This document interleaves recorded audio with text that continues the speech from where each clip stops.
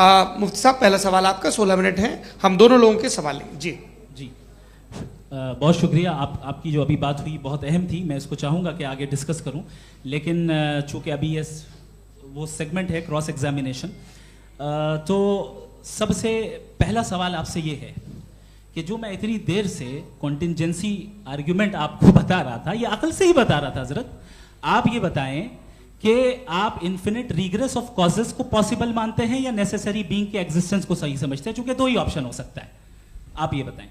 देखिए, आपको मैं ईमानदारी से बात करूं, एक तो मैं कॉन्टिजेंसी वर्ड ठीक से समझता नहीं, और इस वक्त भी जो आपने अंग्रेजी के अल्फाज इस्तेमाल किए वो ज़रा थोड़े से मुझे डिफ़िकल्ट और कॉम्प्लिकेटेड लगे, तो आप ज़रा सिंपल ज़बान में सवाल कर सकते हैं? बिल्कुल कर सकता हूँ जी। यूनिवर्स की हर चीज कॉन्टिंजेंट होने का मतलब यह है कि वो अपने एग्जिस्टेंस में किसी के ऊपर डिपेंडेंट है। जो भी चीज डिपेंडेंट होगी वो चीज इंडिपेंडेंट नहीं हो सकती, तो उसका कोई ना कोई कॉज होगा। तो अब आप क्या समझते हैं कि ये इन्फिनिट रिग्रेस है, यानी कॉज पर कॉज, कॉज पर कॉज, कॉज पर कॉज, और कभी कोई यानी ये एंडलेसली चलता रहा? क्योंकि अगर ऐसा होगा तो हम तो एग्जिस्टेंस में आते ही नहीं, लॉजिकली ये मुत्तफक अलैह चीज है, मुत्तफक अलैह अग्रीड अपॉन। इस पे हमने एग्री किया था कि मुश्किल शब्द आएगा तो अर्थ बताना पड़ेगा। तो इन्फिनिट रिग्रेस तो पॉसिबल नहीं है, तो कहीं ना कहीं आपको रुकना पड़ेगा ऐसे नेसेसरी बीइंग पर। नहीं, कोई जरूरत नहीं रुकने की। किसने कहा आप रुकना पड़ेगा? आप रुकते हैं खुदा पे, आप नहीं रुकते। आप कहते हैं वो हमेशा से, जब उस वक्त से है जब वक्त नहीं था। आप कहाँ रुकते हैं कि अब हुआ था वो? आप नहीं कहते। हम क्यों नहीं मान सकते कि यूनिवर्स जो है और बल्कि मल्टीवर्सेस जो है वो हमेशा से हैं, वो बनती है, बिगड़ती है। एक हमारे यहाँ एक चीज़ है ब्लैक होल, वो समेट लेता है वापस, फिर ब्लास्ट होता है, फिर फैल जाता है। और इसमें हमारी तो खैर कोई औकात ही नहीं है इंसान की। एक छोटे से ज़र्रे पे हम 50-60 साल की उम्र रखते हैं, जो करोड़ों अरबों साल की कायनात है उसमें, और पैदा भी नहायत ही बेहुदा वजह से हुए थे। तो इसमें ये सोचना कि इसकी वजूहात और ये क्यों है, ये डिपेंडेंट है, ये हम देख रहे हैं, क्या मालूम। आप सोचिए कि ये जो फैल रही है कायनात, ये कहाँ फैल रही है, ये कहाँ जा रही है, और ये फैल क्यों रही है? अरे बना ली थी तुमने, रुको भैया, हाँ काफ़ी है। ये फैल क्यों रही है? ये और कौन सी कायनात जिसे मैं दूरबीन से देखता हूँ तो 2 बिलियन लाइट ईयर पे है, उससे मेरा कोई वास्ता ही नहीं है। 2 बिलियन ईयर यानी अगर मैं 80,000 माइल्स पर सेकेंड से चलूं तो 20 करोड़ साल में वहां पहुंच जाऊंगा। इसकी जरूरत क्या थी? ये दुनिया, ये कायनात तो इंसान अशरफुल मखलूकात के लिए बनाई गई ना। तो ये सब ये टर्म समझ में नहीं आया, इसमें कोई खास समझने वाली बात थी भी नहीं। ये जो अल्टीमेट कहा यह जाता है कि ये जो पूरी यूनिवर्स है, ये जो दुनिया है, ये इंसान के लिए बनाई गई। अच्छा, ये सब इंसान के लिए। क्यों साहब, सही है ना? बिल्कुल, लेकिन इसका ये मतलब नहीं कि किसी चीज के पीछे रीजन आपको नहीं पता तो रीजन नहीं है, इसे कहते हैं नहीं, मुझे नहीं पता, लेकिन मेरी जिम्मेदारी नहीं है। वो बिल्कुल सही कहा था उसने, बर्टन रसल ने। आपने उसे मजाक में टाल दिया कि भाई आप एक दावा कर रहे हैं, मैं क्यों कहूं कि ये गलत है दावा? आप प्रूफ कीजिए, मेरे पे जिम्मेदारी ही नहीं है, मैंने थोड़ी कहा है। आप प्रूफ कीजिए कि ये सही है। आप आर्ग्यूमेंट ऑफ कंटिंजेंसी का जवाब ही नहीं दे रहे हैं। पूछना चाहेंगे? आप सवाल पूछना चाहेंगे मुफ्ती साहब से? क्योंकि ये क्रॉस एग्जामिनेशन का दौर है। आप जैसे पहले बोल रहे थे फेथ को लेकर कुछ, मैं ये पूछना चाहूँगा कि खुदा ने जो भी रेवल्यूशन किए हैं, एक मज़हब के नहीं बहुत से मज़हबों में किए हैं, अलग अलग रेवल्यूशन है। कहीं कुछ एक बातें हैं, कॉन्ट्रडिक्शन भी है आपस में, कहीं कुछ आप कर सकते हैं, कहीं कुछ नहीं कर सकते। ऐसा नहीं है कि सबकी कोड ऑफ मॉरल एक है। तो ये किस्सा क्या है? अब आप ये देखिए कि मुझे कभी कभी लगता है कि जो फुटबॉल फाइनल होता है, लाखों लोग होते हैं, फिर वो टीवी कवर कर करोड़ों लोग, अगर उसमें खुदा की एक बूमिंग आवाज़ आ जाती, मैं गॉड हूँ, तो सारे लोग अभी सुन लेते और टीवी पे भी सुन लेते, किस्सा खत्म होता।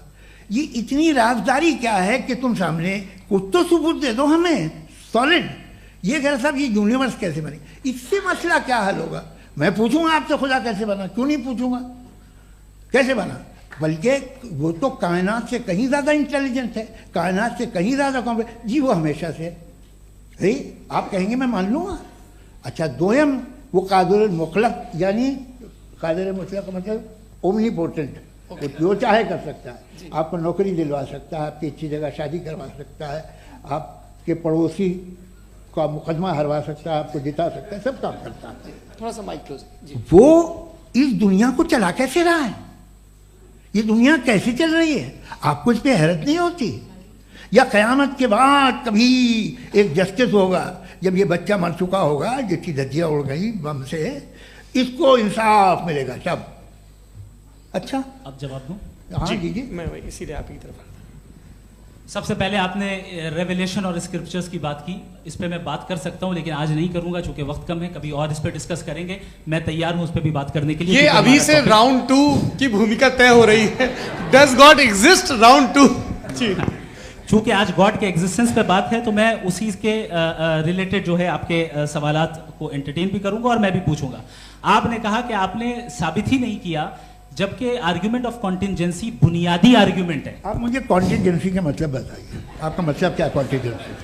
कॉन्टिजेंसी का मतलब यह हुआ कि हर वो वजूद जो किसी भी चीज का पाबंद है, हर वो वजूद या हर वो चीज जो अपने एग्जिस्टेंस में किसी भी चीज के पाबंद है और उससे बाउंड है, उसको उसकी जरूरत है, उस पर डिपेंड करती है, तो जाहिर सी बात है कि उसका कोई ना कोई कॉज होता है। ये तो अक्ल की बात है, ये आप रीजनिंग की बात करते हैं, मैं वही कर रहा हूं। दूसरी चीज आपने ये बात कही कि इतने बिलियन लाइट ईयर्स दूर है, उसका मेरा क्या लेना देना। फिर मेरे ख्याल से आपको ये नहीं कहना चाहिए I think therefore I am an atheist. आपको सोचना चाहिए, सिर्फ आप एक लिमिटेड दायरे में रहकर नहीं सोचें बल्कि बाहर निकलकर सोचें।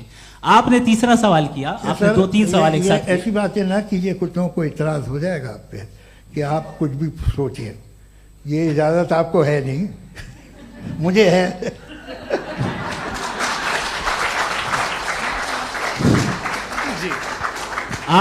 आपने प्रॉब्लम ऑफ इविल के ताल्लुक से सवाल किया और बार बार आप एक लफ्ज रिपीट कर रहे हैं कि ओमनीपोटेंट गॉड है, ऑल पावरफुल गॉड है। यही तो दरअसल समझना है कि गॉड का कॉन्सेप्ट क्या है। प्रॉब्लम ऑफ इविल जो है, प्रॉब्लम ऑफ इविल दर हकीकत 2 असम्पशंस पर कायम है। अगर आप इन 2 असम्पशंस को समझ जाएं तो ये प्रॉब्लम नहीं रहेगी, आर्ग्यूमेंट आपको समझ में आ जाएगी कि ये कोलैप्स कर जाता है। पॉइंट नंबर 1, यानी जो आपका सबसे पहला फॉल्स असम्पशन है कि गॉड मर्सीफुल है, ओमनीपोटेंट है, दुनिया में जुल्म हो रहा है। लेकिन आपको यह समझना चाहिए कि हमारे वर्ल्ड व्यू के मुताबिक गॉड सिर्फ ओमनीपोटेंट और सिर्फ मर्सीफुल नहीं है, बल्कि वो ऑल वाइज भी है और वो ऑल नोइंग भी है। उसके हर काम के पीछे हिकमत और विजडम है। ये कोई जरूरी नहीं है कि वो हिकमत और विजडम आपको समझ में आए या मुझे समझ में आए। अगर आप जो समझ रहे हैं उसके मुताबिक आप फैसला कर रहे हैं, ये लिमिटेड पर्सपेक्टिव से आर्ग्यूमेंट है। और इस चीज को हम अपनी दुनिया में, अपने लाइफ में, डेली लाइफ में इस प्रिंसिपल को एक्सेप्ट करते हैं। हम जब किसी डॉक्टर के पास जाते हैं, डॉक्टर के पास जाकर वो अगर उसने हमें कोई दवाई दी है तो हम ये तो नहीं कहते कि जब तक आपके पास जितना नॉलेज और जितना विजडम नहीं है, आपने क्यों ये दवाई दी है, तब तक हम इस चीज को एक्सेप्ट नहीं करेंगे। नहीं कहते, हम उसकी अथॉरिटी को तस्लीम करते हैं। क्यों? क्योंकि उसकी हम जानते हैं कि वो नॉलेजेबल है, वो विजडम वाला है, हमसे ज्यादा नॉलेज और हमसे ज्यादा विजडम है। बताएं सर। नहीं, डॉक्टर में और खुदा में बड़ा डिफरेंस है। डॉक्टर पढ़ा लिखा होता है एक, तो मैं उसकी बात सुनूंगा। दोयम ये नहीं, कुछ जवाब तो ये भी नहीं है सर। आप प्लीज, ये आ आप जाइए, अगर चलिए। सब ऑडियंस से बोलने लगेंगे तो हाँ। फिर मतलब नहीं सिविलाइज बहस का। मतलब आप ये कहें कि चूंकि आप डॉक्टर पे बिलीव करते हैं इसलिए खुदा पे बिलीव किए, क्या ये मिसाल आपको समझाने के लिए। आर्ग्यूमेंट है, इस पे आपको एतराज नहीं है। तो सिंपल बात ये है कि मैं अगर ये यकीन कर लूँ कि एक ओमनीपोटेंट, उसकी मसलहत है, ये जो बच्चे मर रहे हैं ये मसलहत है उसकी, मुझे नहीं चाहिए इसकी मसलहत। उसकी मसलहत नहीं, यही तो समझना है। मतलब एक्सपीरियंस। अच्छा, इस आपने अभी मेरी बात पूरी सुनी नहीं। मैंने कहा आपका पूरा आर्ग्यूमेंट 2 फॉल्स असम्पशंस पर है। एक फॉल्स असम्पशन मैंने बता दिया, दूसरा फॉल्स असम्पशन ये है कि इस दुनिया में इविल के होने का कोई गुड रीजन नहीं है, जबकि हमारे पास बाज रीजंस मौजूद हैं, हमारे पास बाज वजूहात मौजूद हैं। अगर इस दुनिया में इविल ना हो तो आप गुड को डिफाइन कैसे करेंगे? अगर जुल्म ना हो आप इंसाफ को समझेंगे कैसे? अगर तारीकी ना हो तो आप लाइट को समझेंगे कैसे? बहुत अच्छे। अभी और सुन लें, अभी और बाकी है। ये तो बात बहुत पसंद आई साहब मुझे कि जब तक रेप ना हो तब तक औरतों की इज्जत का ख्याल आपने मेरा जवाब पूरा सुना ही नहीं। जब तक के बच्चों का कत्ल ना किया जाए तब तक आपको बच्चों की मासूमियत की इज्जत। आपने पूरा जवाब सुना ही नहीं। क्या बात है, क्या आपने नुक्ता निकाला हुआ? आपने पूरा जवाब सुना ही नहीं। आप सुन लें, मेरी बात सुन लें। ये मैंने आपको एक चीज बताई। दूसरी चीज, इस दुनिया में हम आए हैं टेस्ट के लिए, हमारा टेस्ट हो रहा है और हर इंसान का अलग अलग अंदाज में टेस्ट होता है। और इस दुनिया में अगर ईविल मौजूद है तो वो ईविल जरिया है हमारे अंदर ह्यूमन नोबल क्वालिटीज को डेवलप करने का और अलग अलग फील्ड में प्रोग्रेस करने का। और अगर हमारे अंदर और इस दुनिया में इविल नहीं होता तो बताइए टेस्ट का मतलब क्या होता? अगर मैं अपने स्टूडेंट को एमसीक्यूज दूं और उसमें सिर्फ राइट आंसर लिख कर दे दूं और कहूं तुम्हारा टेस्ट हो गया, ये मीनिंगलेस है। इस दुनिया में अगर हम टेस्ट के लिए आए हैं तो जाहिर है गुड एंड इविल दोनों मौजूद है। तो अगर गुड एंड इविल दोनों मौजूद है तो ये इविल भी खुदा का बनाया हुआ है? जी हाँ, खुदा का बनाया हुआ है। लेकिन अच्छा, चलो अच्छी बात। जी बिल्कुल, तो बिल्कुल खुदा ने बनाया। अभी तो ये है कि जो मेजॉरिटी है दुनिया में वो इविल है, तो ये खुदा एक्चुअली इविल के साइड पे लग रहा है मुझे। बिल्कुल भी नहीं, मैं बताता हूं। मेजॉरिटी में तो वो है।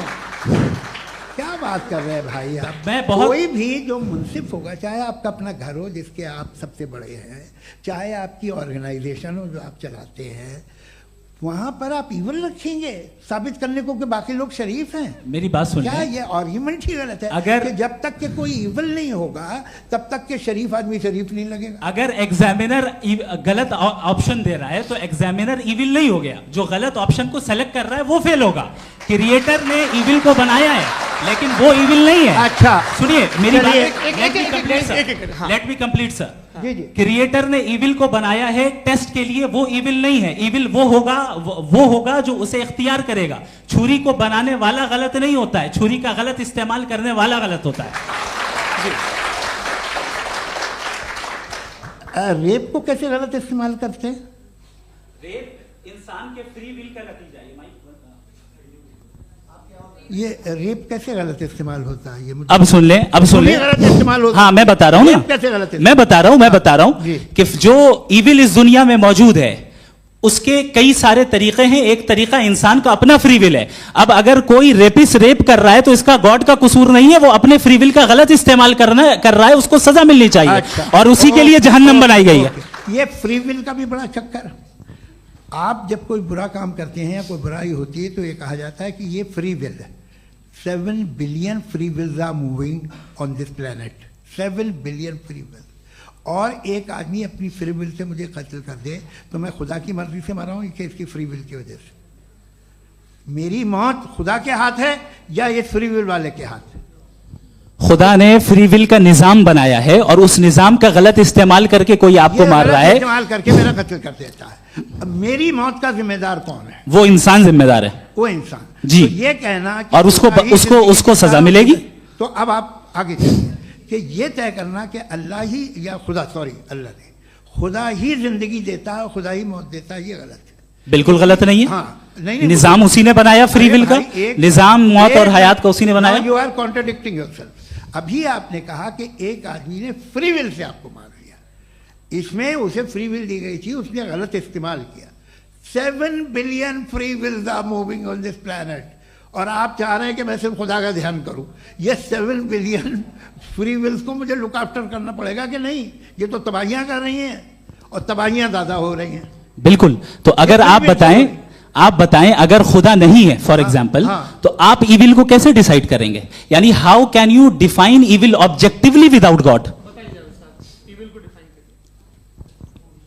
देखिए दुनिया में 2 तरह के जानवर हैं। एक जो अकेले रहते हैं जंगल में और एक जो ग्रुप्स में रहते हैं। ग्रुप में जो भी रहेगा, चाहे वो आपका फाउंडेशन हो, चाहे कोई क्लब हो, चाहे कोई पॉलिटिकल पार्टी हो, चाहे कोई यूनिट हो, उसमें आपको इंटरैक्ट करने के रूल बनाने पड़ेंगे। यानी लोग तय करेंगे। लोग तय करेंगे। अगर लोगों ने यह तय किया कि किसी का रेप करना सही है, आप जस्टिफाई करेंगे? नहीं, आपका फाउंडेशन तो ये हो गया ना कि लोग ही विल डिसाइड करेंगे। नहीं, अरे दुनिया में ऐसे ग्रुप्स हैं जो रेप को जायज मानते हैं सर्टेन हालात में। मैं डिटेल में नहीं जानूंगा, आप भी जानते हैं। ये जो आईसिस वाले थे जिन्होंने क्या किया था, तो उन्होंने क्या किया उसका खुदा से कोई ताल्लुक नहीं है सर। मैंने सिंपल सवाल किया कि इविल को आप डिफाइन करते कैसे हैं? आइए वापस आइए जी। आप साथ में तभी रह सकते हैं जब कुछ आप ऐसे उसूल डेवलप करें जिसमें हर एक का बेसिक तहफ़्फ़ुज़, हर एक का बेसिक राइट हो और हर एक को कोई आराम मिले। यही तरीक़ा है किसी भी ऑर्गेनाइजेशन जिसमें एक से ज़्यादा लोग हैं और वो ऐसे चलती है ज़िंदगी। उसमें अगर आप गड़बड़ करेंगे तो तबाही होगी, नुकसान होगा, बर्बादियाँ आएंगी। और अगर उसमें आप घर ले लीजिए ना, एक हस्बैंड है, एक वाइफ है, बच्चे हैं, वालदा भी हैं, 2 बहनें भी हैं, एक भाई भी है।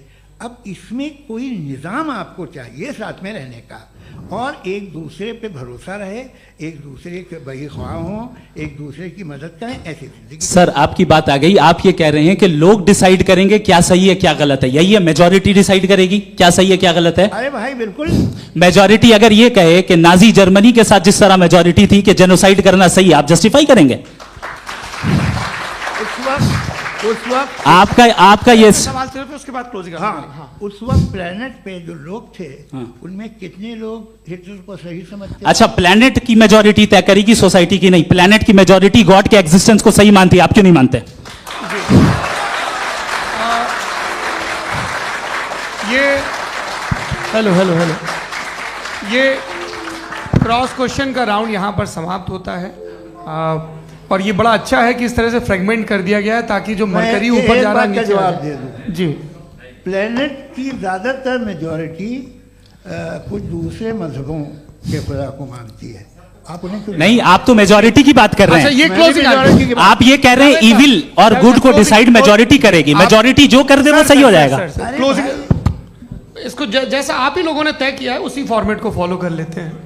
हाँ भाई, मैंने तो भले लोगों पे एतबार किया और तब मॉडरेशन तय किया जी। आपके पास 5 मिनट का वक्त है, क्लोजिंग आर्ग्यूमेंट है, उसके बाद हम ऑडियंस से क्वेश्चन आंसर लेंगे जावेद साहब के क्लोजिंग आर्ग्यूमेंट के बाद। ओके, बहुत शुक्रिया जी।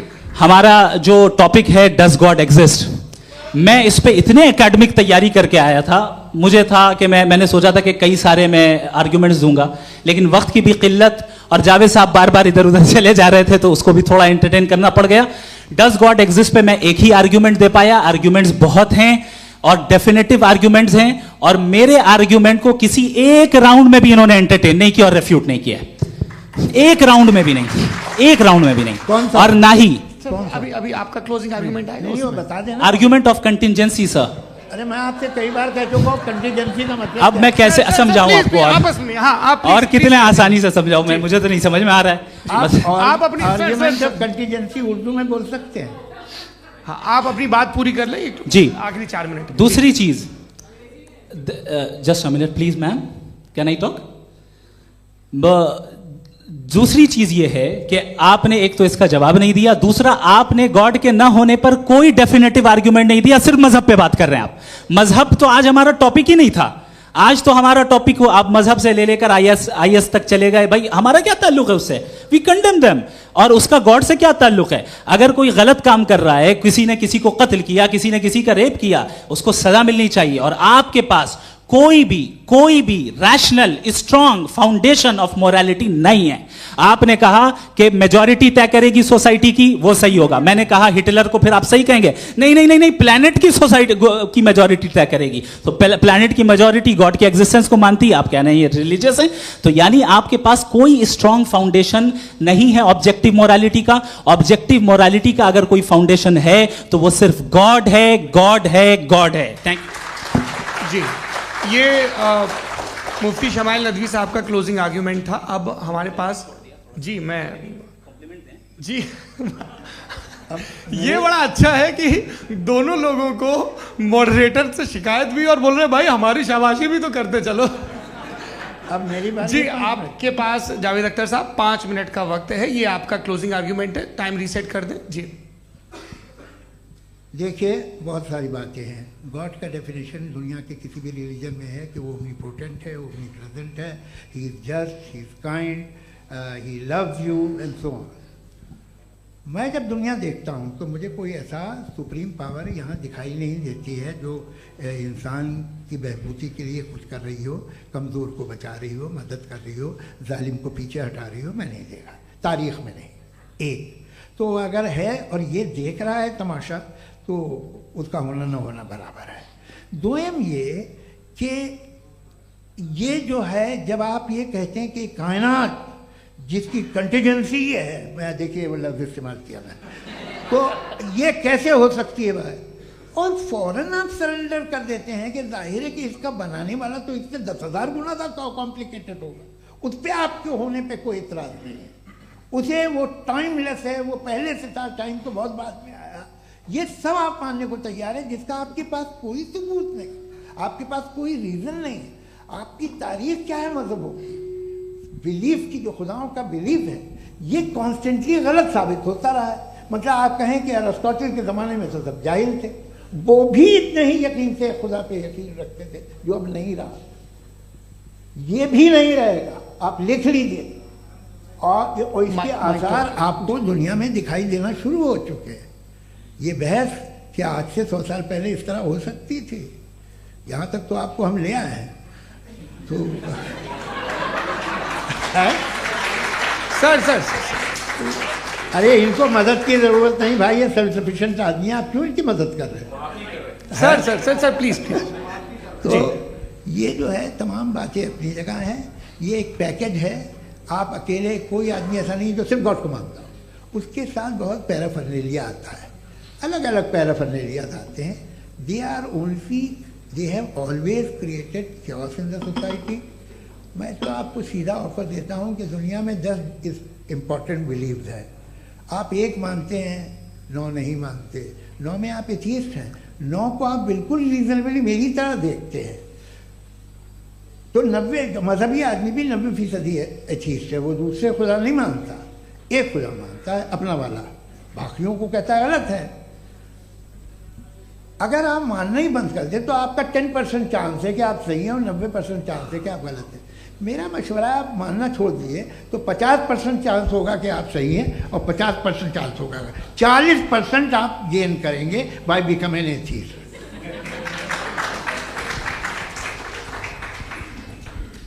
ये एक फरसूदा ख्याल है, ये ख़त्म हो रहा है, हो सकता है मेरी ज़िंदगी में ना हो, लेकिन ये हो जाएगा। जो बातें ये इनको आप मेटाफिज़िकल ये वो ऐसे रिस्पेक्टेबल टर्म दे दिए, ये तो उन लोग के हैं जिन्हें ना फिज़िक्स मालूम थी ना मेटा मालूम था, ये उन्होंने आपको दिए हैं।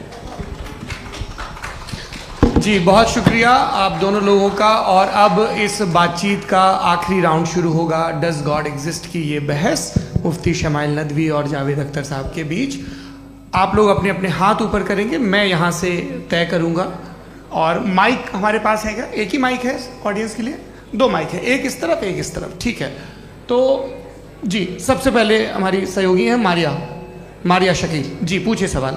थोड़ा सा रुकेंगे ताकि कैमरे का फ्रेम आप पर आ जाए, आपकी तो प्रैक्टिस है टीवी की। जी नदवी साहब, मैं खुदा को मानती हूँ, पहले मैं इसी प्रमाइस से शुरू कर रही हूँ और ये बता रही हूँ आपको, मैं मानती हूँ, लेकिन कुछ सवाल हैं जो जावेद साहब ने उठाया, उसका जवाब आपको देना चाहिए। पहला सवाल ये कि गज़ा में सालों से छोटे बच्चे मर रहे हैं, वो उनको, अगर खुदा मर्सीफुल है, हम मानते हैं कि अल्लाह ताला में बहुत ताकत है, तो वो बच्चे क्यों मर रहे हैं? दूसरी बात ये कि अगर कंटिजेंसी की जो आप बात करते हैं, पूरे मुस्लिम ममालिक मिल करके भी उन गज़ा के बच्चों को क्यों नहीं बचा पा रहे हैं? क्योंकि अगर वो चाहते, क्योंकि अल्लाह ताला उन पर हुकूमत करते हैं, सब पर हुकूमत करते हैं, तो वो उनको क्यों नहीं बचा? जी थैंक यू वेरी मच। बहुत अच्छा किया आपने इस चीज़ को जिक्र कर दिया, मैं इसको और अच्छे से एक्सप्लेन करने की कोशिश करता हूँ। देखें, जहाँ तक आपने कहा कि गज़ा के बच्चों को मारा जा रहा है, देखें 2 वर्ल्ड व्यू है, एक एथिस्टिक वर्ल्ड व्यू, एक थीस्टिक वर्ल्ड व्यू है। बच्चे मर रहे हैं दोनों वर्ल्ड व्यू में, लेकिन हमारा वर्ल्ड व्यू कह रहा है कि रिकॉम्पेंस है, ये कह रहे हैं कि उनका मरना बेकार जाने वाला है, कोई उसका रिकॉम्पेंस नहीं है, चूंकि इनके यहाँ आखिरत और अल्लाह का कोई तसव्वुर या गॉड का कोई तसव्वुर नहीं है। आपने ये सवाल किया कि गॉड मर्सीफुल है, क्यों नहीं रोकता? ये मैंने बताया कि ये मिसकंसेप्शन है लोगों के दरमियान कि गॉड को सिर्फ मर्सीफुल और ओमनीपोटेंट समझते हैं। गॉड के सिर्फ यही 2 एट्रीब्यूट्स नहीं हैं, गॉड के कई सारे एट्रीब्यूट्स हैं, उनमें से अल हकीम भी है, उनमें से ऑल वाइज भी है, ऑल नोइंग भी है।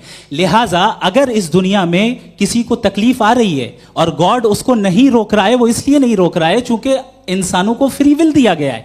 ठीक इसी सुनिए ठीक इसी तरीके से अगर एक डॉक्टर किसी छोटे बच्चे को इंजेक्शन लगा रहा है, उसे तकलीफ पहुंच रही है, उसके लिमिटेड पर्सपेक्टिव के एतबार से यह गलत हो रहा है और डॉक्टर बुरा है। लेकिन जब आप ब्रॉडर पिक्चर को देखेंगी, आपके और हमारे पास सिर्फ एक पिक्सल है, हमें इतना नजर आ रहा है कि गजा में कत्ल हो रहा है, लेकिन इसके पीछे कितना रिकॉम्पेंस उनको मिलने वाला है, पूरा पिक्चर गॉड के पास है। तो एक पिक्सल से आप पूरे पिक्चर को कभी भी जज नहीं कर सकती। आप इसमें कुछ जोड़ना चाहेंगे?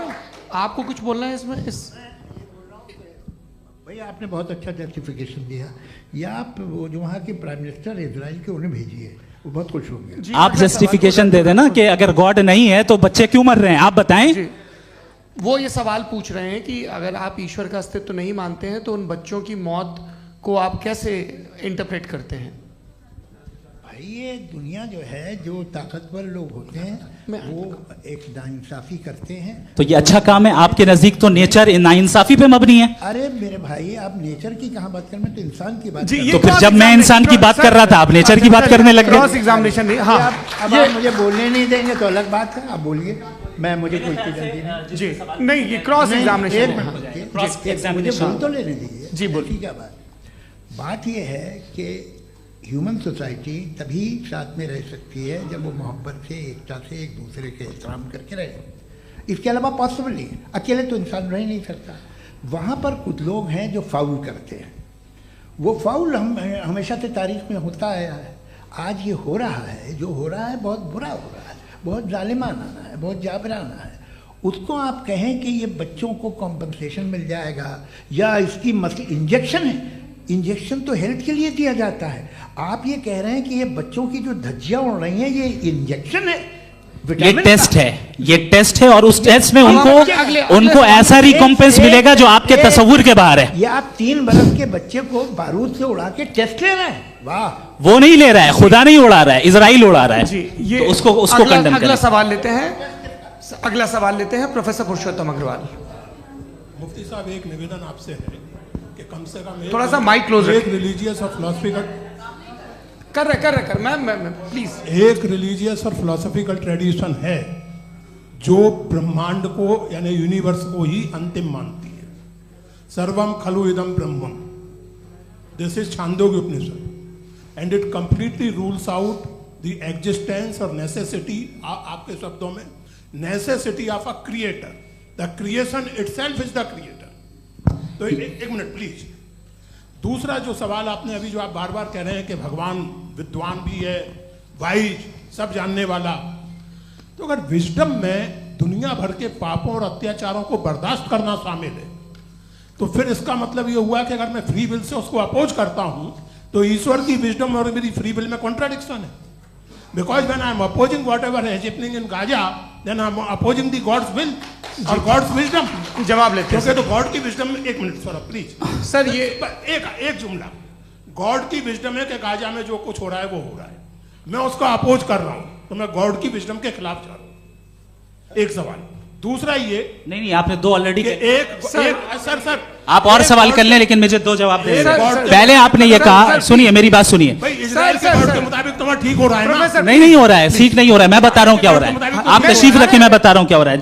Late me complete please. एक सेकंड गाइस, एक सेकंड। ये देखिए, ऐसा है कि ये सब बड़ा आपस में विचार विमर्श के बाद ये तय हुआ था कि कुछ नियम बना लिए जाएं ताकि एक टाइम बाउंड बातचीत चले। और भाई साहब, आप बड़ा जरूरी काम कर रहे हैं लेकिन कैमरे के फ्रेम में आके उस काम को गड़बड़ कर दे रहे हैं। ठीक है गुरु, अब मेरे को कहीं का गुस्सा कहीं निकालना था, सॉरी। नहीं, कोई गुस्सा नहीं है जी। तो प्रोफेसर ने सवाल पूछे, आप उनके जवाब दें। और थोड़ा ये सब लोग थोड़ा ख्याल रखें भाई, सवाल संक्षिप्त रखें जी। आपने 2 सवाल किया। सबसे पहला ये कहा कि हमारे पास ये कॉन्सेप्ट है कि ये यूनिवर्स खुद नेसेसरी बीइंग है, creation itself is the creator. How irrational is this कि मैं एग्जिस्ट करूंगा बाद में, लेकिन अभी एग्जिस्ट कर भी रहा हूं, यानी एक ही टाइम में एग्जिस्ट भी कर रहे हैं, नहीं भी कर रहे हैं। This is not true. दूसरी चीज आपने कहा कि अगर इजराइल में, सॉरी माफ कीजिएगा, Israel doesn't exist, occupied Palestine में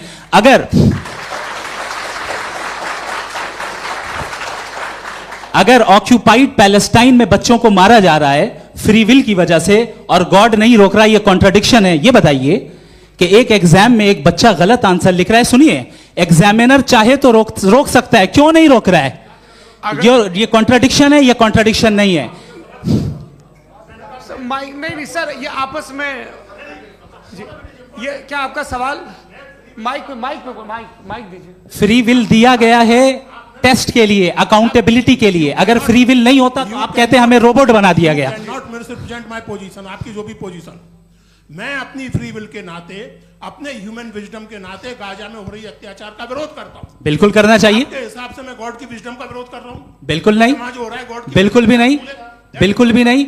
उसका वहां पर गाजा में कत्ल होना ये इंसानों के गलत इस्तेमाल का नतीजा है, फ्री विल के इस्तेमाल का नतीजा है। गॉड इसका हुक्म नहीं देता, उससे रोकता है। यही तो मसला है ना, आपके लिए कॉन्सेप्ट क्लियर है? नहीं भाई, आपने तो बताया था इंजेक्शन लगाने से बच्चे को तकलीफ होती है, ये इंजेक्शन लगा। सर आप ऐसे रेटोरिक स्टेटमेंट दें तब तो कोई मसला नहीं समझते रहेंगे। This is a rhetoric statement, this is not a logical argument sir. I am sorry, I am sorry. आखिरी 30 मिनट बड़े मुश्किल होने वाले हैं। जी मुफ्ती साहब आगे बैठे हैं, इनको माइक दीजिए।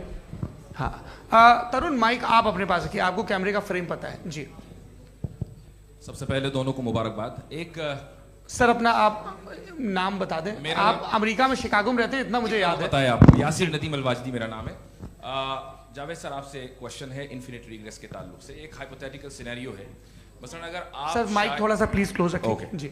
अगर आप शायर इसलिए हैं कि आपके कोई उस्ताद शायर थे, और वो इसलिए शायर थे कि उनके कोई उस्ताद शायर थे, और इसी तरीके से हम माजी में पीछे चलते चलते चले जाएं और कहीं ना रुके, तो माफ कीजिएगा आप कभी शायर नहीं हो सकते। लेकिन आप शायर हैं, आपका शायर एग्जिस्ट करता है, इसका मतलब ये है कि आप कहीं ना कहीं रुके हैं।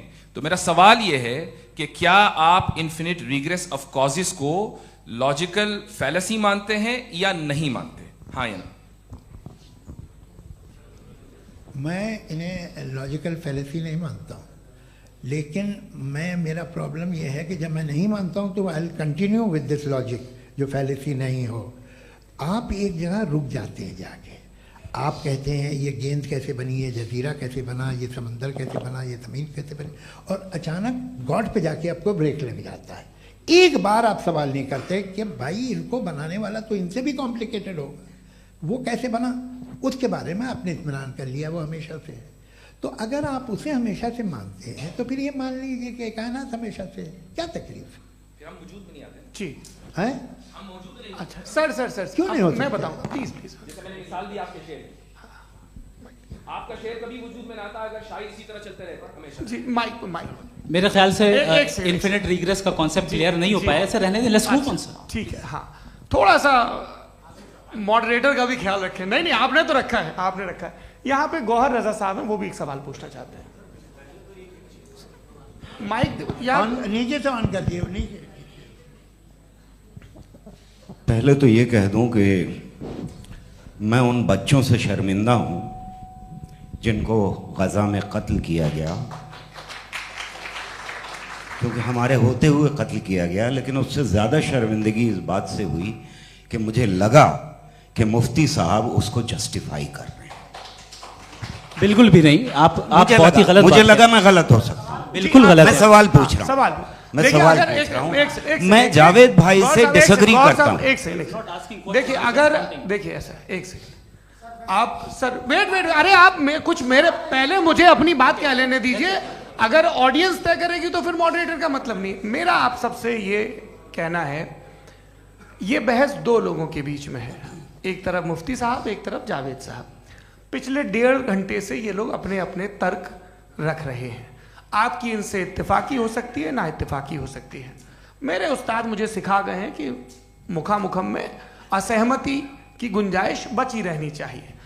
अगर मैं आपकी बहुत इज्जत करता हूं गौहर साहब, आपने जो कमाल की किताबें लिखी, साइंटिफिक टेम्परामेंट, लेकिन मेरी ये गुजारिश है आप सबसे कि यदि आप इन लोगों ने जो बोला उन पर टिप्पणियां करेंगे तो ना वक्त की पाबंदी रहेगी ना वो अनुशासन। आप सवाल पूछ लें, उस सवाल में जो बात आ जाए वो आ जाए। मैं जावेद साहब से डिसएग्री करता हूं, इसलिए जावेद साहब से सवाल पूछ रहा हूं। आपका सवाल जावेद अख्तर साहब से। और सवाल यह है मेरा कि जावेद साहब ने कई बार लॉजिक का इस्तेमाल किया कि साइंस में लॉजिक है और रिलीजन में लॉजिक नहीं है। मेरा ख्याल यह है कि रिलीजन में भी लॉजिक है, लेकिन उस लॉजिक की बेसिस ये है कि आप रुक जाते हैं, जिसका जिक्र जावेद साहब ने बार बार किया, यानी खुदा के तसव्वुर पे आते हुए, गॉड के तसव्वुर पे आते हुए रुक जाते हैं।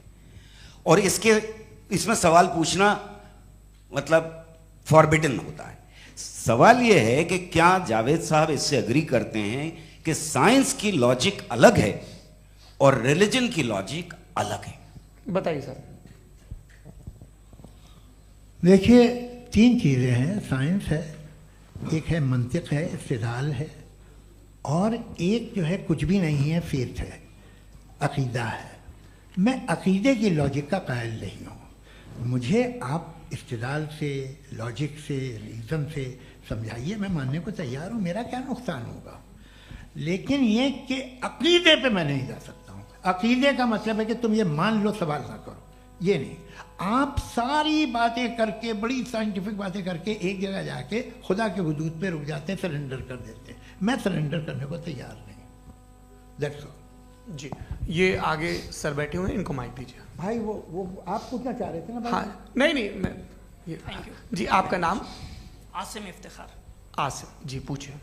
सर, जावेद सर से सवाल है कि आपने अपने माइक थोड़ा करीब है। अपने क्लोजिंग स्टेटमेंट में ये बात कही थी कि मज़हब का जो फ्यूचर है वो ज़्यादा दिन नहीं जाने वाला है। लेकिन मैं देख पा रहा हूँ कि जो ऑक्सफोर्ड यूनिवर्सिटी की एक स्टडी है 2011 में हुई है, जिसके 50 एकेडमिशियंस ने इसको अंजाम दिया था, उसमें वो ये कहते हैं कि जो फेथ इन गॉड है वो इनबिल्ट है ह्यूमन नेचर के अंदर, जिसको हम कहते हैं फितरत के अंदर शामिल है वो। और वो ये कहते हैं कि अगर कोई ये समझता है कि मज़हब को वो ख़त्म कर देगा तो ये उसकी गलत फहमी है। तो आप इसके बारे में, इस स्टडीज़ के बारे में क्या कहते हैं? ठीक है, मैं उनसे एग्री नहीं करता हूँ। वो कौन से प्रोफेसर होंगे? ऐसा उनके क्या पास डेटा है, इन्होंने डेटा के बेस होगा। डेटा क्या हो सकता है? फ्यूचर का डेटा तो नहीं हो सकता ना उनके पास, प्रेजेंट का डेटा हो सकता है। डेटा आपने सुना 100 साल पहले का, बाद का डेटा मैंने तो नहीं सुना आज तक। तो आज उनकी ये राय है और होगी राय, ठीक है। दुनिया में तरह तरह की राय है लोग, लेकिन मैं समझता हूँ कि वक्त के साथ इंसान ज़्यादा से ज़्यादा रीजनेबल और लॉजिकल होता जा रहा है।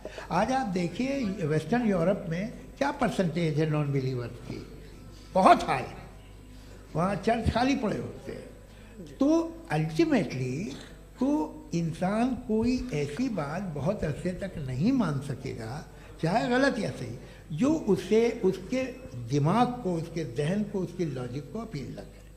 वो कह रहे हैं तो ऑक्सफोर्ड के होंगे, तो कैम्ब्रिज के होंगे, तो मुझे क्या लेना देना। उनका डेटा मुस्तकबिल का नहीं हो सकता है। जी।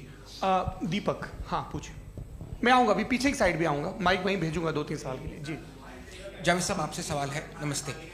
अरे भाई सर, अगर आप ही लोग तय करना है तो फिर 200 लोग तय कर लें। नहीं sir, please don't do this sir. Everybody has a right sir, but we can only take selected questions. No sir, ये यंग लोग भी हैं तो इनकी ये आप उतने यंग, भाई आप यंग हैं कि नहीं हैं? वो कह रहे हैं वो भी यंग हैं साहब, आप उनकी नौजवानी पर दावा उनको ही करने थे। हाँ मुफ्ती साहब, आप यंग, हाँ पूछे। अरे भैया सर, मेरा सवाल ये है, कुछ इनसे भी तो पूछो। जी नहीं, बस आपसे एक सवाल है। जैसे थीस्टों के पास, अपने जो ईश्वर को मानते हैं, उनके पास अपने सोशल गेट टुगेदर्स हैं। 5 रोज़ आज क्रिसमस आने वाला है, होली है, दिवाली है, ईद है। एथिस्ट क्या ऑफर कर रहे हैं? मतलब मैं इनकी दुकान से बोलूं, मैं आना चाहता हूं उस तरफ, पर मैं अट्रैक्ट नहीं हो पा रहा हूं। मैं सोशल गेट टुगेदर्स क्या है आपके पास?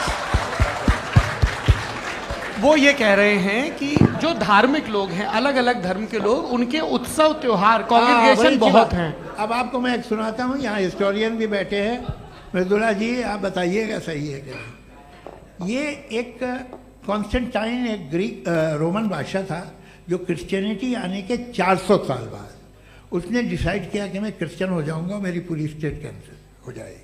उस ज़माने में ऐसे ही होता था, राजा जो धर्म इख्तियार करता था वो जनता भी कर लेती थी, इसलिए कि वो हो गया था बैंकरप्ट। और उसे जो मेडिटेरियन कोस्ट के रिच क्रिश्चियन वो थे मर्चेंट, उससे पैसा चाहिए था। तो उसने कहा यार क्रिश्चियन हो जाओ। तो उसने अपने वजीर से कहा कि भाई ये हिस्ट्री है कि अब हम लोग क्रिश्चियन हो जाते हैं।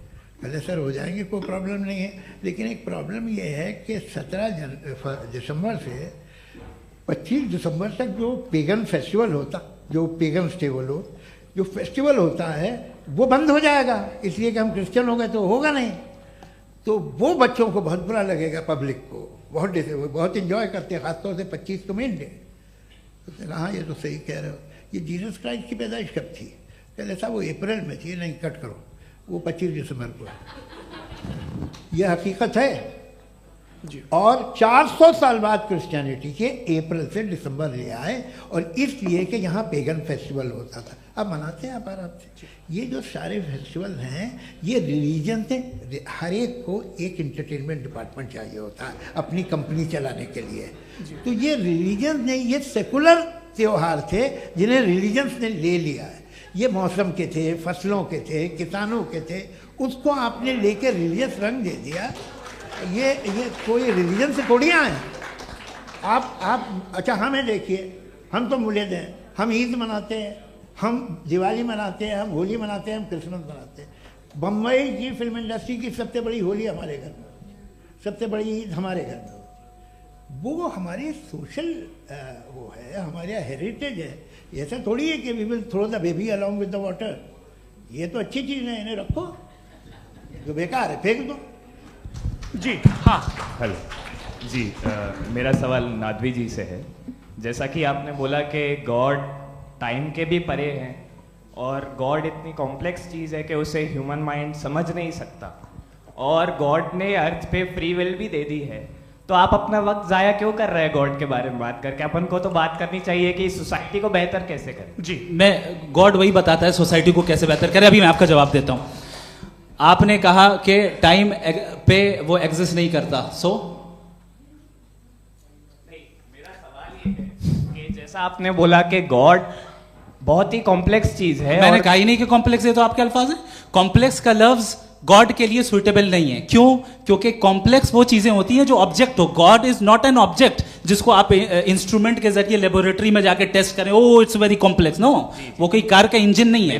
वो फिलोसॉफिकली नेसेसरी बीइंग ऐसी बीइंग है जो सिंपल बीइंग है। हाँ, आप उसको मुकम्मल तौर पे उसकी तमाम हिकमतों को जान ले और हर चीज को जान ले, ये पॉसिबल नहीं है, क्योंकि वो ऑल वाइज है, आप ऑल वाइज नहीं है, और वो खुदा है, वो आपको सारी चीजें बता दे, ये जरूरी नहीं।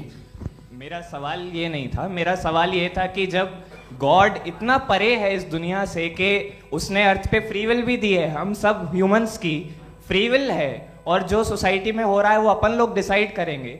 तो अपन लोग डिसाइड नहीं करेंगे ना, अपन लोग डिसाइड नहीं करेंगे। गॉड जो है, गॉड ने वो उसकी जात, उसकी एग्जिस्टेंस टाइम एंड स्पेस से परे है, लेकिन वो हमारा टेस्ट ले रहा है, और उसी गॉड ने हमें बताया कि तुम्हें क्या करना है क्या नहीं करना है। तो जाहिर है उस गॉड की बात सुनेंगे ना। जी, वो पीछे एक चश्मा लगाए जो मैम खड़ी हैं, उनको दीजिए। हाँ, आप जी जी बिल्कुल आएंगे। देखिए मैं कोशिश कर रहा हूँ सब तरफ जाने की। हाँ, उनको दीजिए माइक। जी,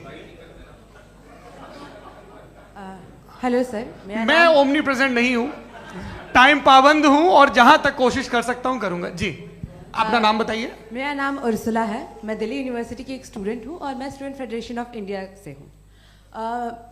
मेरा सवाल मुफ्ती जी से है कि इस हॉल के इस कमरे में बैठ के हम लोग रेप की मोरालिटी के बारे में फिलोसफिकली बात तो कर सकते हैं, बट असलियत ये है कि रोजमर्रा की जिंदगी में औरतें रेप के थ्रू गुजरती हैं, और हम लोग सिर्फ नंबर्स पे इस तरह नहीं देख सकते, क्योंकि कितनी औरतें हैं इन कंट्रीज में जहाँ पे आप बता रहे हैं कि केसेस कम हैं, जिनका एक्सेस है कि वो जाके केस फाइल कर सकें।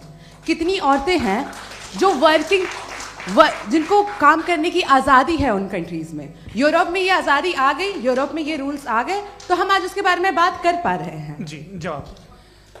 आपने ये कहा कि कमरे में बंद होकर हम लोग इस पर फिलोसफिकली बात कर सकते हैं, लेकिन हकीकत में क्या हो रहा है, वो ग्राउंड लेवल पे क्या हो रहा है, जो बहुत गलत हो रहा है, और वो सफ़र कर रही हैं। आई एग्री, बहुत गलत हो रहा है, और जो गलत हो रहा है उसको हमें रोकना है। और क्यों रोकना है, वो गलत क्यों है? हमारे पास इसका ऑब्जेक्टिव फाउंडेशन है, इनके पास उसका ऑब्जेक्टिव फाउंडेशन नहीं है। मैं ये कहना चाह रहा हूं कि जहां पे भी जुल्म हो रहा है, जहां पे भी औरत पे जुल्म हो रहा है, या उसकी इज्जत लूटी जा रही है, या उसे तकलीफ पहुंचाई जा रही है, और सिर्फ औरत नहीं, किसी इंसान के ऊपर भी जुल्म हो रहा है, तो उसके खिलाफ खड़ा होना, ये मॉरलिटी हमारे पास गॉड के पास से आई है। वरना जावेद साहब तो कह रहे हैं कि जो है मेजॉरिटी डिसाइड करेगी, तो मेजॉरिटी तो कभी भी बदल सकती है।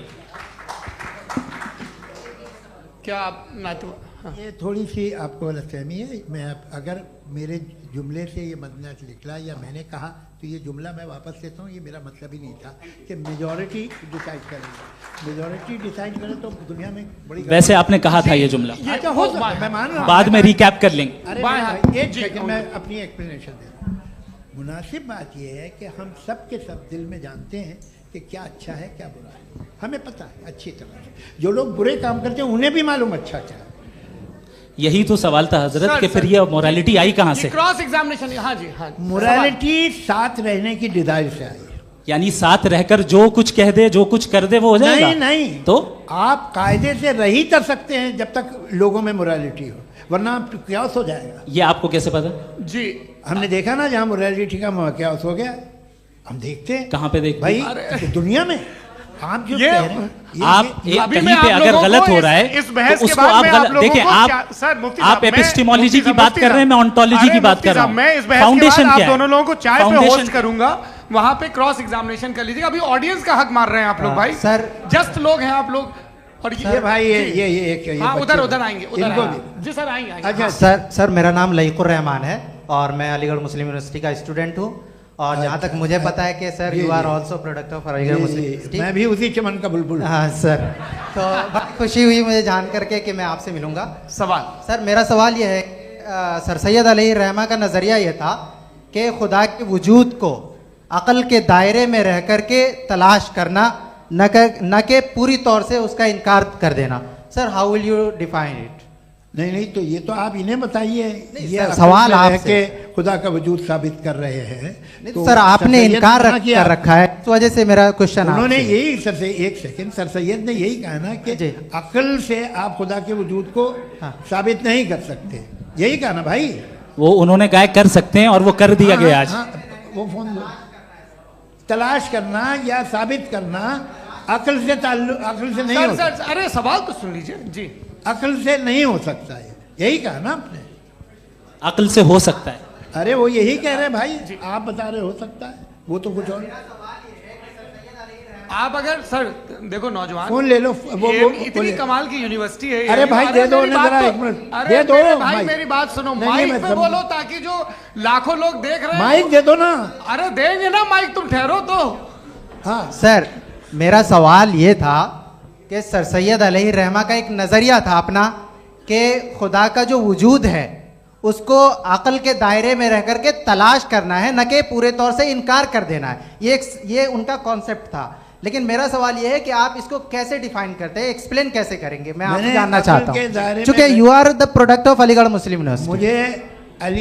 मुझे अक़ल के दायरे में रख के मैंने बहुत तलाश की, मुझे मिला नहीं। हाँ ये इधर वो चश्मा लगाए जो, हाँ उनको दे दीजिए।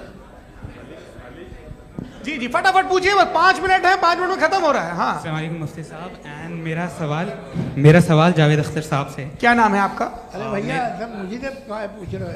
फैज पूछिए फैज साहब। तो मेरा सवाल ये है कि अभी जो एथियस्ट है वो problem of evil argument use कर रहे हैं अगेंस्ट मुस्लिम्स, राइट? कि इस दुनिया में इतना सारा ईविल है और अगेंस्ट मुस्लिम तो यहाँ अगेंस्ट थियस्ट। हाँ थोड़ा सा करेक्ट कर लीजिए भाई, पूरी मशक्कत ही इसी बात की थी कि किसी एक मजहब पे बात न टिके। जी तो बेसिकली ये आर्ग्यूमेंट ऐसा है कि इस दुनिया में इतना ज़्यादा ईवल एग्जिस्ट करता है और अगर एक ऑल गुड गॉड है तो वो रोकता क्यों नहीं है? लेकिन इस सवाल में एक हिडन अजम्पशन ये है कि इस दुनिया में ईवल एग्जिस्ट करता है। अब एथियस्ट ये कैसे ऑन्टोलॉजिकली प्रूव कर सकते हैं कि इस दुनिया में ईवल एग्जिस्ट करता है? मैं आपको बताता हूँ, थोड़ा सा समझा। नहीं सर हम लोग इनको सुनिए। नहीं please don't do that. I want to explain ontologically. नहीं हम समझ गए सर, इनको अब जवाब देने दीजिए। अच्छा सवाल पूछ लो। मैं अभी तक क्या था वो मैं थोड़ा सा ऐड ऑन कर लेता हूँ। तुम गुरु, तो हम जब इसका राउंड 13 करेंगे ना तब तुमको स्टेज पे बिठाएंगे। जी तो हाँ जल्दी से। तो देखिए एथियज्म के हिसाब से सब कुछ रैंडमली बन गया है, सब कुछ एटम्स और मॉलिक्यूल्स है। एक पत्थर में और मुझ में सिर्फ इतना फर्क है कि हम लोग एटम्स और मॉलिक्यूल्स का अलग अलग रीअरेंजमेंट है। अब एक पत्थर को कोई इंसान तलवार से 2 टुकड़ों में काट दे या मुझे, according to atheism it is same. There is no evil and good according to atheism. जी अच्छा फैज साहब का सवाल ये है कि हाँ कोशिश भी करते तो इससे गलत सवाल नहीं कर पाते। एक लाइफ फॉर्म है और लाइफ फॉर्म में फीलिंग्स हैं, मतलब लाइफ फॉर्म सुनता है, देखता है, टेस्ट कर सकता है, फील कर सकता है, तो उसकी जो ये जो क्वालिटी इस बबल में आ गई हैं वो जानवर में भी है, इंसान में भी है, तो जाहिर है कि उसे कोई तकलीफ पहुंचेगी, तो चूंकि उसके पास वो सेंसिटिविटी है तो मैं करेगा, पत्थर में वो सेंसिटिविटी नहीं है। तो ये क्या सवाल हुआ कि अगर पत्थर को काटा तो पत्थर को तकलीफ नहीं होती, तो आपको काटे तो आपको क्यों तकलीफ हो? बैठ जाइए जी। हाँ, अगला सवाल। हाँ, पूछे पूछे पूछे जी। जावेद अख्तर साहब। अरे भैया, सब आप लोग मुफ्ती साहब को छोड़ रहे हैं, तो मेरे ही पीछे पड़े हैं क्या? फिर चलो बोलो भाई। You asked how God can exist when children die in Gaza. हाँ? You asked how God can exist when children die in Gaza, and you also mentioned the rise of atheism in Europe. But the same events also are leading many atheists and non-believers to turn towards faith.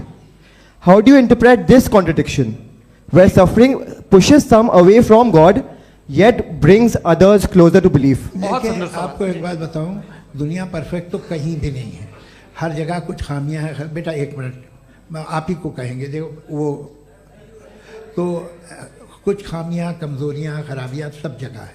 लेकिन अगर देखोगे ईमानदारी से कि दुनिया सबसे ज़्यादा महज़्ज़ब कहाँ है, एक आम शहरी को कहाँ हुकूक हासिल हैं, वो बोल सकता है, अपनी मर्ज़ी से काम कर सकता है, अपनी मर्ज़ी से राय दे सकता है, हुकूमत के ख़िलाफ़ बोल सकता है, बरसरे इक़्तिदार लोगों के बारे में बोल सकता है, सरमायादारों के ख़िलाफ़ बोल सकता है। तो आपको ये स्कैंडिनेवियन कंट्रीज़ में मिलेगा, वेस्टर्न यूरोप में मिलेगा। मैं नहीं कह रहा वो परफेक्ट है, बिल्कुल नहीं, वहाँ बहुत ख़राबियाँ भी हैं, परफेक्ट तो कोई। लेकिन जिन जिन मुल्कों में, लैटिन अमेरिका देखो, गल्फ देखो, वहाँ पर आपको ये ज़रूर है कि रेप नहीं होते होंगे। रेप की ज़रूरत क्या है भाई? उसको तो ख़रीद लो, घर में रखो, सड़क पर रेप करने की क्या ज़रूरत है? मगर सुनिए सुनिए सुनिए, मगर हकीकत ये है कि वहाँ शख्सी आज़ादी राय देने की, बोलने की नहीं है।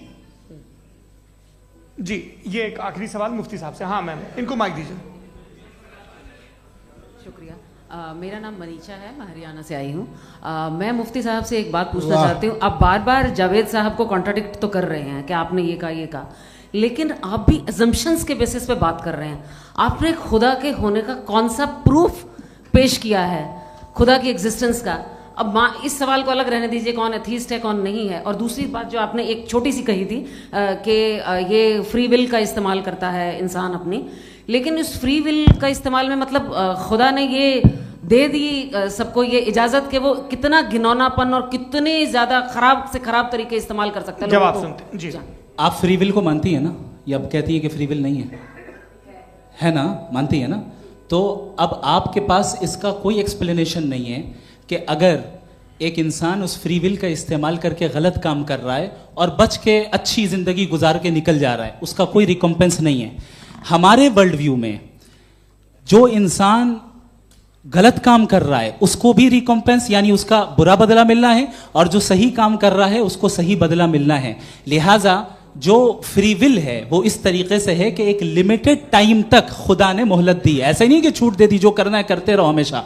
वक्त आएगा जब एग्जाम का टाइम खत्म होगा तब रिजल्ट आएगा, दौराने एग्जाम जबरदस्ती आपको नहीं बताया जाएगा। अरे भाई एक सेकंड जी, सवाल मुफ्ती साहब से मेरा, मुफ्ती साहब से जी। हाँ हाँ हाँ, मैम रुक जाइए, आपसे फोन, आप इसके बाद आपसे यही रहेंगे वो। हाँ बोलिए। मैं मुफ्ती साहब एक ही सवाल करता हूँ कि अगर जो हो रहा है फ्री विल से हो रहा है और एक दिन बरोज़ क़यामत इंसाफ होगा मैशर में वगैरह वगैरह, तो दुआ क्यों मांगते हैं लोग? दुआ मांगते हैं इसके मतलब है अभी भी उसने ये डिपार्टमेंट रखा है कि मैं रोज़मर्रा की ज़िंदगी में बिल्कुल बिल्कुल ही कैन। तो तुम कैन हो, तुम मुझे नौकरी दिला देते हो, मेरे बेटे को ग्रीन कार्ड दिला देते हो, और 45,000 बच्चे मरते हो, उन्हें रोकते नहीं हो। नहीं तो क्या आप ये कह रहे हैं कि इस दुनिया में जालिमों को कभी पकड़ ही नहीं होती है? अरे जो भी पकड़ होगी वो बच्चे रोते हैं। बिल्कुल, देखें मैंने अपने ओपनिंग स्टेटमेंट में यही कहा था कि जनाब जावेद साहब सिर्फ इमोशनल आर्गुमेंट देंगे। This is an emotional argument. ये छोटे मोटे इसके पीछे का रीजन मैंने बताया क्या है, इसके पीछे का विजडम क्या है मैंने बताया। मंच से आप लोगों को सज्जनों इसलिए कह रहा हूं ताकि थोड़ा सा आपके कॉन्शियंस पे जोर रहे कि आपको ऑर्डर बचा के रखना है। वक्त तय हुआ था, ये वक्त पूरा हुआ, आपने इतने धैर्यपूर्वक सुना, मैं आप सबका बहुत बहुत शुक्रगुजार हूं। यदि इन दोनों विद्वानों की इच्छा होगी तो कभी हम इस बातचीत का राउंड 2 राउंड 3, यही तो देखिए खूबी है इंसान की कि बहस मुबाहसे में वो पड़ा रहता है। आप लोगों ने बड़े धैर्य का परिचय दिया, बहुत बहुत शुक्रिया। इसी के साथ ये बातचीत यहाँ पे आप लोग को होती है। मैं एक बात बता दूं, ये सारी बहस हो गई, अब मुफ्ती साहब और बड़े मुफ्ती साहब इन साथ के साथ में खाना खाने वाला हूँ।